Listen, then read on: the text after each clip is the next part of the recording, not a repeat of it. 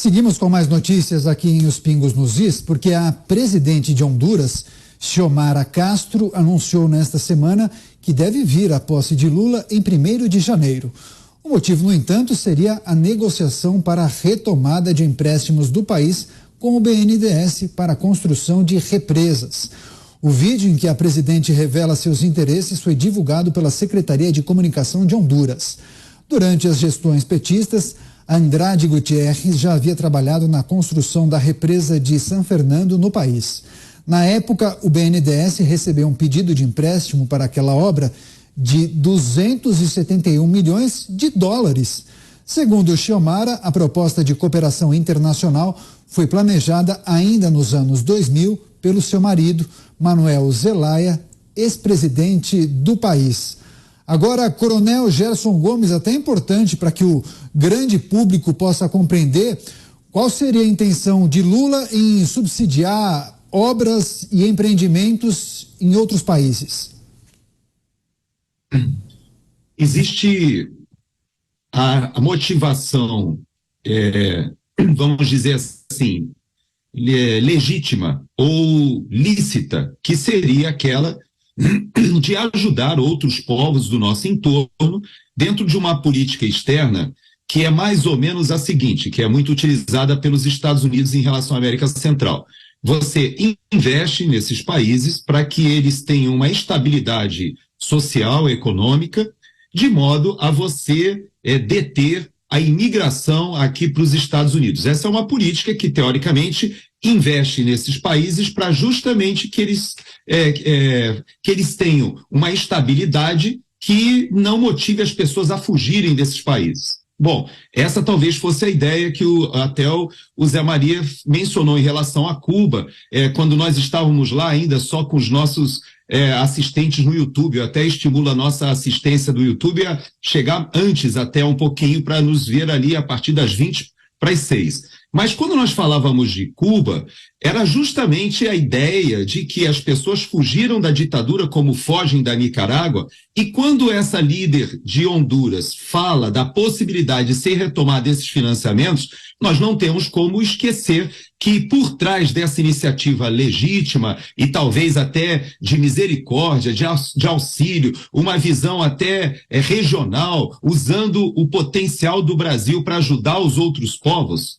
e talvez até exportar a nossa capacidade de engenharia, nós também somos obrigados a lembrar que foi organizada uma forma de subsidiar e de manter todo o planejamento político do Foro de São Paulo com recursos do pagador de impostos brasileiro.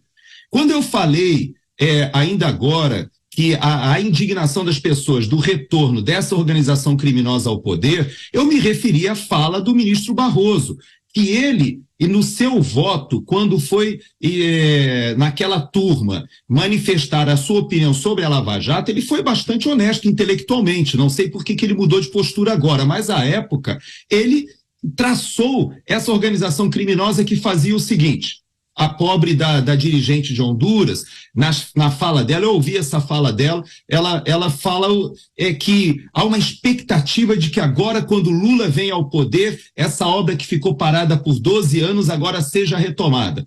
Talvez ela pense a mesma coisa do que o seu país vizinho, a Nicarágua ali, que também teve a hidrelétrica de Tumarim, não com essa empresa, mas com outra empresa, talvez não com Andrade Gutierrez, mas com a Queiroz Galvão, que também tinha um financiamento para fazer uma hidrelétrica ali e parou porque havia um aporte do BNDES junto com a Eletrobras, que estava experimentando um prejuízo bilionário, ou milionário na época, à beira do bilionário, e mesmo assim o Tribunal de Contas da União falou: para essa operação que vai dar um prejuízo muito maior. Não fosse o Tribunal de Contas da União, a presidente Dilma teria honrado a promessa do presidente Lula para o ditador Daniel Ortega. Então, há muito interesse por volta. Aquele pacote de que você oferece a obra de infraestrutura, aquele político aceita essa obra sem licitação, superfatura, entrega essa diferença para o Partido dos Trabalhadores no exterior,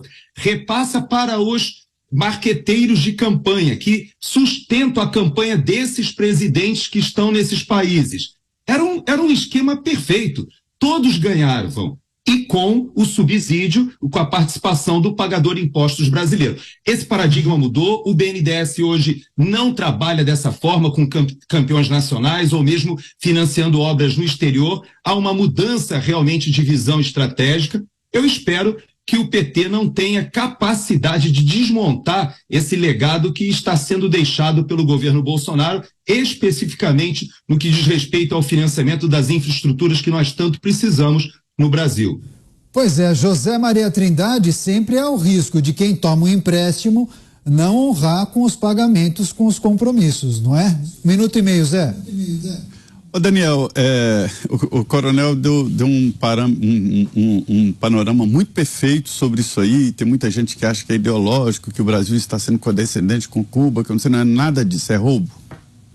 Muita gente exporta cocaína dentro de várias coisas, eu acho incrível, dentro de uma pedra de granito, por exemplo, né? Exporta a cocaína. Isso aí é uma forma de exportar propina e dinheiro roubado. É isso aí mesmo. Como é que é a história? Uma obra em Cuba, seja lá onde for, desde que essa obra seja construída por uma empresa brasileira, que são os campeões, né? E o dinheiro volta para o Brasil em forma de propina ou fica no exterior em forma de propina.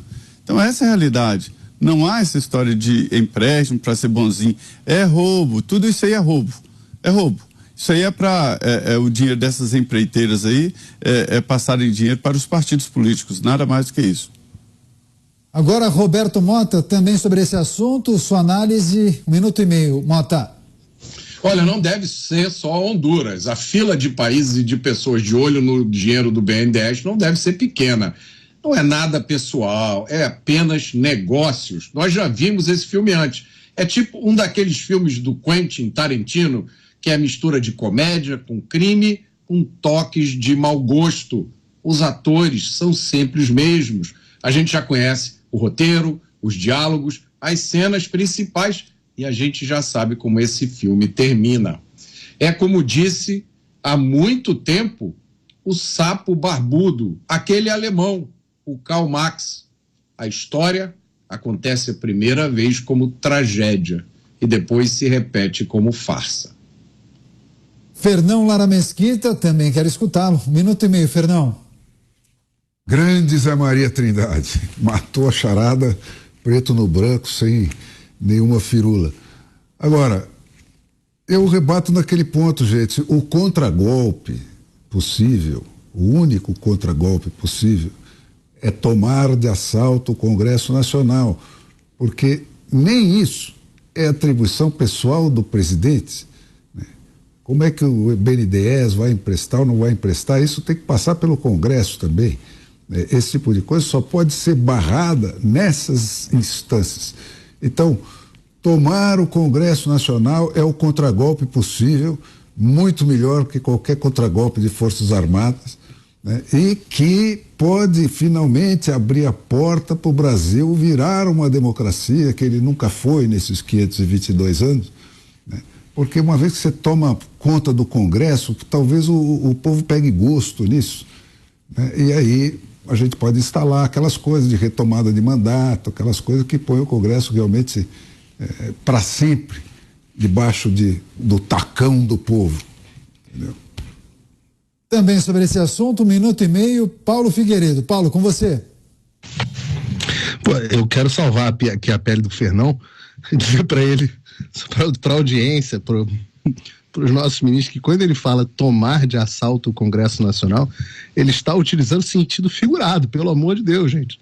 Porque hoje em dia você fala de tomar de assalto, o pessoal já puxa invasão do Capitólio, de assalto, o pessoal já imagina invasão armada no Congresso Nacional. Então, Fernão, eu só estou aqui me intrometendo no seu comentário, porque tem muita gente mal intencionada que pode acabar deturpando as coisas, dizendo que você está promovendo uma ação. Quando você for preso, eu vou lá levar uns charutos para você, e se eu for preso, você leva uns charutinhos para mim. Combinado. Os charutos. E nós estamos de acordo, né? É óbvio que não há democracia sem um Congresso funcional. Absolutamente impossível. Não há república sem um Congresso funcional. Então, estamos absolutamente de acordo. a discussão, que é boa, saudável, é por isso que um programa com pessoas que pensam de forma diferente é bom. A discussão é na forma como nós vamos conseguir chegar lá, porque eu acho que nós vivemos uma situação emergencial que tem muito a ver com a fala do Olavo de Carvalho que eu li aqui agora. Mas especificamente aí sobre esse assunto, eu queria perguntar aos manés que estão nos assistindo se eles já estão, como é que eles estão se sentindo, hoje, os manés que trabalharam, como é que eles estão se sentindo para pagar obra em Honduras, né? Estão se sentindo bem? Já fizeram L hoje? Eu quero fazer essa pergunta para vocês, manés, porque essa é a realidade na qual o Brasil está se enfiando de novo. Uma coisa foi durante os primeiros mandatos lá do PT, quando nós ainda éramos desavisados. Agora a gente já sabe o que aconteceu, né? Eu pergunto, população de Belo Horizonte, como é que tá aí o metrô de vocês? Não saiu e tal? Pô, espera para ver lá o de Caracas, como é que tá. A gente que pagou. Então, Você é vítima, na segunda você é trouxa. Exato, na primeira você é vítima. Em inglês, né? Fool me once, shame on you. Fool me twice, shame on me, né? A culpa é minha. Na segunda vez que você cai no golpe, você é trouxa. Então, as pessoas têm que fazer o L agora. É o L dos losers.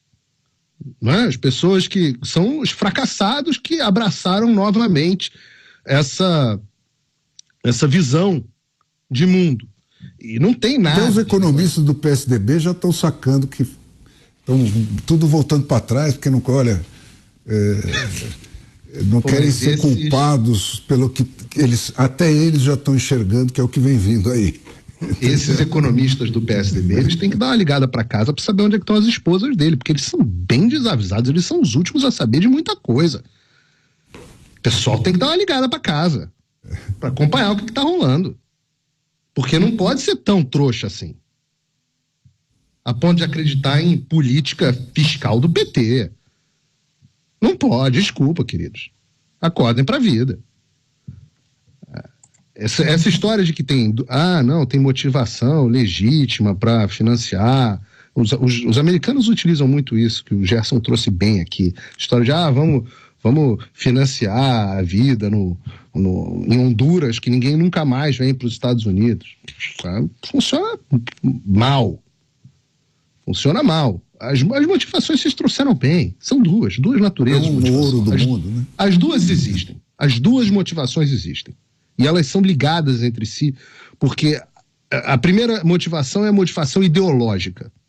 Claro que é a motivação ideológica. O Brasil financiou a esquerda na América Latina durante todos os anos 2000. O Brasil salvou o regime cubano. E eu garanto a vocês que o mundo seria um lugar muito melhor e a América Latina seria muito melhor sem o regime socialista cubano, que é um exportador, inclusive através de técnicas de inteligência e que eles dominam. Então, o Brasil salvou Cuba com mais médicos. O Brasil salvou a Venezuela durante um determinado momento. O Brasil, que eu quero dizer, não, deixa eu corrigir, deixa eu ser mais preciso. O dinheiro dos nossos impostos, tungado pelo PT, salvou ideologias nocivas, assassinas.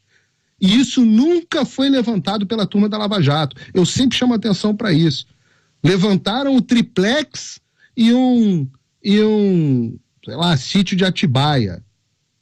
Nunca levantaram o que motivou a transferência desse dinheiro, a assinatura desses contratos. Nunca motivaram, nunca investigaram. O financiamento de uma ideologia assassina, de regimes assassinos.